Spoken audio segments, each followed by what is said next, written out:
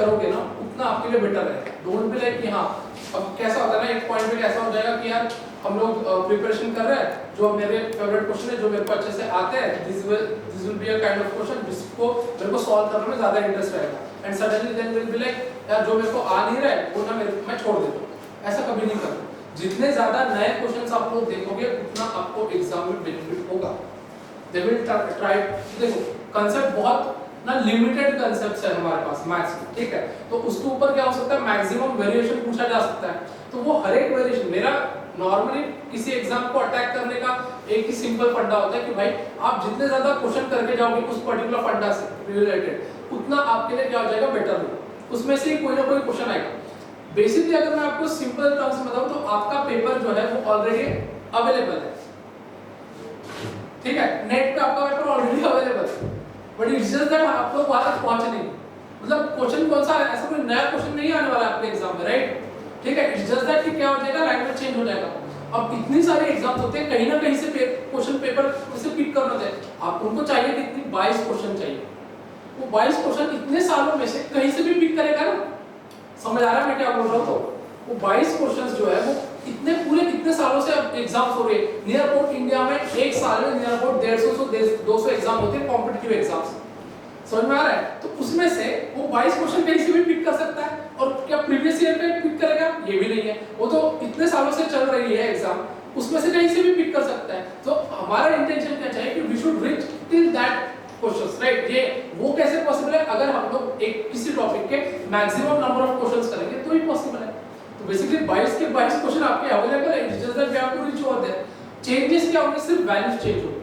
अगर मैंने ये क्वेश्चन किया है यहाँ पे, राइट, यहाँ पे 5 to the power 49 नहीं देगा, वो कुछ और देगा, मे बी ऐसा देगा 5/25 to the power 49 दे देगा, समझ में आ रहा है क्या? तो इतना ही पैटर्न, बट अगर आप ये पैटर्न करते जाते हो तो आपको पता है ना 5 को मैंने किस हिसाब से ब्रेक करना है, कैसे सोचना है।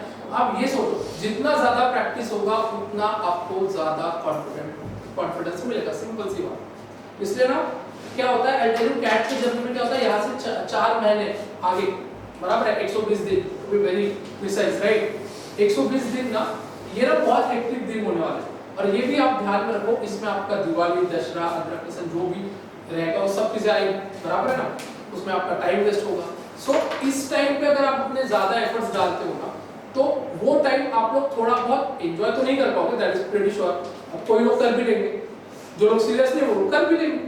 अब मुझे एक बात बताओ, दिवाली तो हर साल आ रही है, बराबर है ना, कैट तो आप लोग जीवन में अपने एक ही बार दोगे, क्योंकि it takes a lot of guts to repeat the CAT. समझ में आ रहा है क्या? सब लोगों की बस की बात में होती है कैट को रिपीट करना। रिपीट का मतलब नॉट ओनली कैट, कोई भी एग्जाम, क्यों? क्योंकि रिपीट मतलब एक साल आप घर पे ही हो, एक साल आप लोग अपने घर वालों के ताने सुनोगे, एक्सेट्रा एक्सेट्रा, एक साल पूरा कंटिन्यू पढ़ना, मतलब इस नवंबर से नेक्स्ट नवंबर का वेट कर रहे हो आप लोग कैट का एग्जाम आने तक। उसमें से बहुत बार हमको ऐसा लगता है कि हम सब चीजें आती हैं, फिर हम लोग मॉक देते हैं तो हमें नहीं आती है ना, ये प्रोसेस से हम लोग गए, ठीक है। सो आई एम टेलिंग यू कि ऑलवेज अंडरस्टैंड कि जो अभी प्रेजेंट टाइम है ना आपके पास, वो प्रेशियस टाइम। अगर आप इसमें अपना एफर्ट्स नहीं डालोगे ना तो you will regret. I will tell you, it won't even take 1 month for you कि नहीं रिजल्ट आने के बाद आप रिग्रेट करोगे, नहीं, आप तुरंत एग्जाम के सेंटर के बाहर आए बराबर रिग्रेट करोगे। और आप यू विल टेल मी, मैं रहूंगा इस सेंटर पे, यू विल टेल मी कि सर मैं थोड़ा और पढ़ लेता ना तो मेरा कैट निकल जाता। एंड यही होता है मैक्सिमम बच्चों के साथ, ये होता है, बिकॉज वो ना एक पॉइंट पे ना थोड़ा इजी ले लेते हैं उसको, नहीं यार ठीक है, बोर हो जाते हैं वो शेड्यूल, आई नो, हर दिन 6-6 7-7 घंटे के क्लासेस बोर हो जाता है इंसान, I pretty understand that, but you are doing it for yourself, बराबर है ना, आप किसके लिए कर रहे हो? सीधी सी बात है। कल देखो I am telling you, IIMs की दिवाली ना अपने घर की दिवाली से बहुत बेटर होती है, सीधी सी बात, ठीक है, कभी देख लेना अच्छे से आप लोग, ठीक है। दिवाली के लिए लोग घर पे भी नहीं आते, एज सिंपल एज दैट। तो आई डोंट अंडरस्टैंड कि आप लोग इस साल अगर थोड़े फेस्टिवल्स कम भी मनाते हो, दैट इज स्टिल फाइन, सीधी सी बात, ठीक है। You have to put in your efforts. और मेरे को ये एक्सक्यूज नहीं चाहिए सर मेरे को आ नहीं रहा, तू आ नहीं रहा है तो उसके लिए तूने एफर्ट्स क्या करे हैं, वो तो मैटर करता है ना। क्या तू वहां पे बैठ के मतलब सॉल्व कर रहा है, नहीं कर रहा है, ये सब चीजें मैटर करती है या नहीं करती? बिल्कुल करती है। वो आ नहीं रहा है तो तू छोड़ दे रहा है, क्या ये भी मैटर करता है? सो ये सब चीजें, आपका माइंड आपके कंट्रोल में है, समझ में आ रहा है क्या? अगर आप माइंड को कंट्रोल नहीं करोगे आपका ये चीजें सॉल्व करना बहुत डिफिकल्ट हो जाएगा। पर क्या करो, मैं जितने 20 क्वेश्चन 30 क्वेश्चन जो भी दिए हैं मैंने मेरे हिसाब से 20-25 क्वेश्चन हो जाएंगे सब क्वेश्चंस को करके, राइट? ठीक है, 15-20 होंगे नहीं, वो 15-20 क्वेश्चन आपने किए, मैं बोलता हूँ 15-20 के 15-20 गलत हो जाए, क्या फर्क पड़ेगा? बट मैंने किया है ना, मतलब मुझे पता है ना जो मैं सोच रहा हूँ वो गलत सोच रहा हूँ एटलीस्ट, तो फिर अगर सर सही बताएंगे तो मुझे पता तो चलेगा कि ऐसा नहीं सोचना है। मेरा फंडा ये कहता है कि गलत चीजें पहले कर लो ताकि आपको पता चल जाए कि सही चीज क्या है। एलआरडीएम में भी हम लोग ऐसे करते हैं, गलत केसेस को पहले हटा देते हैं ताकि आपके पास सिर्फ सही केस बचे। यही फंडा होता है। अगर आप हमेशा बोलोगे मेरा सही चालिक होगा तो ऐसा कैसे होगा? नई चीज पढ़ रहे हो ना तो हमेशा सही कैसे होगा? क्लियर है? आप लोग जितना आपका माइंडसेट सही करोगे और दिमाग में सिर्फ कैट दौड़ना चाहिए और कुछ नहीं एट दिस पॉइंट। और आपका अगर दिमाग में ये चल रहा है कि नहीं यार मैं यहाँ घूमने जा रहा है, मेरे को वहाँ पे अब तो बारिश होगी, देखते हैं 7 सिस्टर चलते हैं, तो फिर तो गलत है भाई। हम नहीं जा रहे, बराबर है, आप क्यों जाओगे? सीधी सी बात है ना। तो जितना डेडिकेशन आपका है उससे ज्यादा डेडिकेशन हमारा है। We have to prepare this question every now and then. We have to search for all the questions जो आपके पास आ सकते हैं, तब जाके हम क्लेम करते हैं कि देखो ये क्वेश्चन मैंने पढ़ाया था एग्जाम में, ये क्वेश्चन आया है करके। समझ में आ रहा है? So understand the thing, efforts जब पुट कर रहा है कोई इंसान तो आपको भी एफर्ट पुट करना पड़ेगा, सिंपल सा फंडा है, ठीक है? एंड इट्स लाइक कि कैट के अलावा तो चीज दिमाग में आनी भी नहीं चाहिए।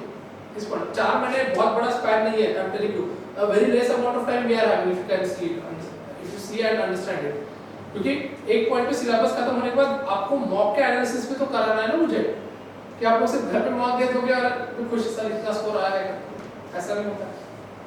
ट्राई टू अंडरस्टैंड कि आपको एफर्ट्स किस डायरेक्शन में डालने हैं। ओके, एक क्वेश्चन दे रहा हूं आप लोग को, ठीक है? Write it down. Find the number of total number of find total number of numbers which are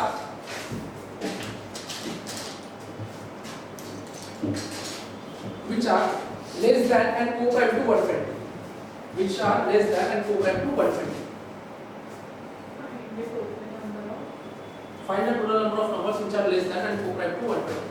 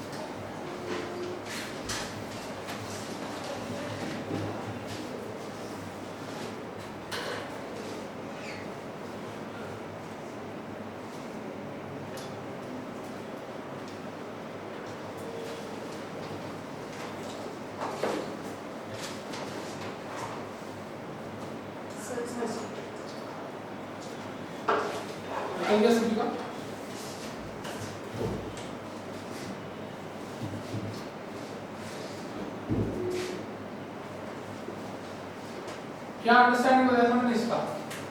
number less than 120 and are coprime to 120। क्या बोला था? यूलर निकालने का। तो यूलर ऑफ 120 क्या होगा? 120 को कैसे लिखोगे? 12 into 2 into 5, 12 टाइम्स आप, राइट? और 12 को कैसे ब्रेक करते हो? 3 into 4, 2 को ऐसे ही रखोगे और ये 5, 4 को कैसे लिखोगे? 2 square into what again? 2 into what? 5 और यहाँ पे क्या है? 3। तो बेसिकली 2 स्क्वायर है और ये 2 है, तो यहाँ पे 2 की पावर क्या हो जाएगा? 3 हो जाएगा। और यहाँ पे क्या होगा 3 into 5। क्लियर है यहाँ तक? ठीक है। तो बेसिकली अगर आपको कोप्राइम निकालना है तो क्या हो जाएगा 120 into 2/3 1/2 and 4/5। बराबर पता है ना यूलर कैसे निकालते हैं? तो 3 to the 6 6 5 30 बराबर है। 30 4 से कितना हो जाएगा 120 120 4 4 से 16 16 2 से कितना होता है 32 32 should be the correct answer, right? 32 numbers are there which are less than and co-prime to what 120। ये कल ही सिखाया था मैंने आप लोगों को, बराबर है? How many of you got the correct answer? बाकी लोगों को क्यों नहीं आया? रिवाइज नहीं किया इसका मतलब? No control on the people who can't revise।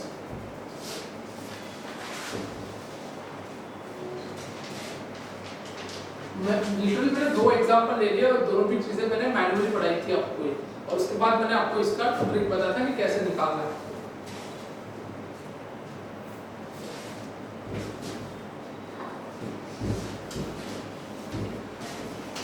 चलो ठीक है, आगे बढ़ते हैं। आज का धारावाहिक स्टार्ट करते हैं फिर, ठीक है। So let's have the question, what is the remainder when 7 plus 77 plus 777 plus 7777 dot dot dot dot dot till 100 terms, till 100 terms is divided by 8 is divided by 8 by 8।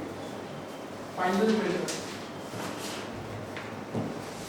find the remainder।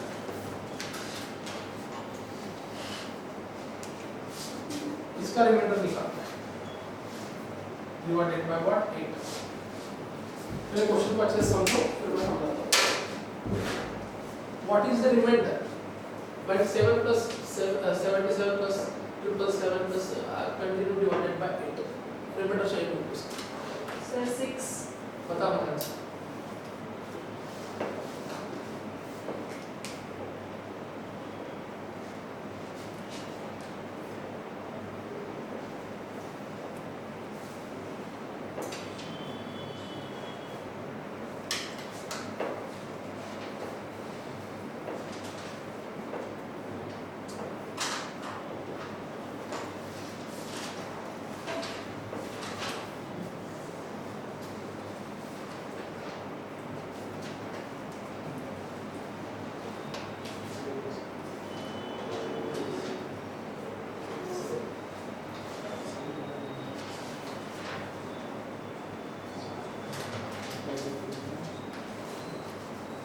Sure, try करो सब लोग।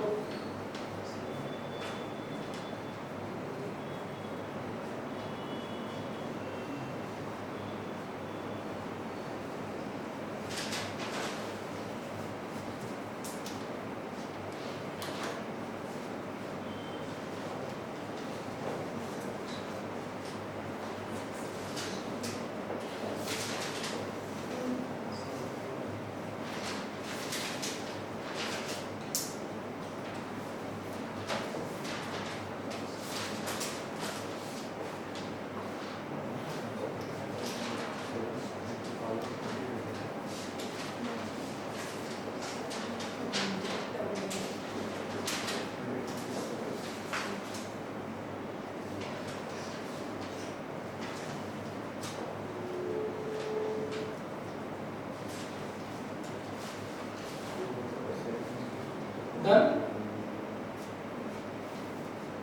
हो गया क्या?